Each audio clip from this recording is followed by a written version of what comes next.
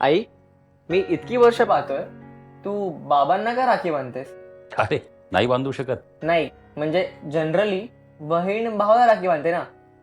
पण आई तर तुमची वाईफ आहे. हो, पण माझ्या मते रक्षाबंधन हा बहीण भावांचा सण नाहीच आहे. म्हणजे माझ्यासाठी राखीचा अर्थ म्हणजे समोरच्या व्यक्तीला सांगणं की तू माझा आहेस, मला तुझी काळजी आहे. आणि अगदी शेवटपर्यंत मी तुझ्या पाठीशी उभा राहीन. म्हणजे बाबा, तुम्ही आईचं रक्षण करता, राईट? हो, कधी ते माझं रक्षण करतात. कधी ती माझं रक्षण करते.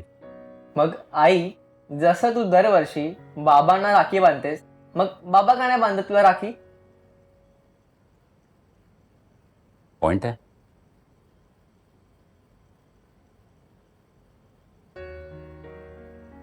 रक्षाबंधन म्हणजे फक्त एका नात्याचं नाव नाही.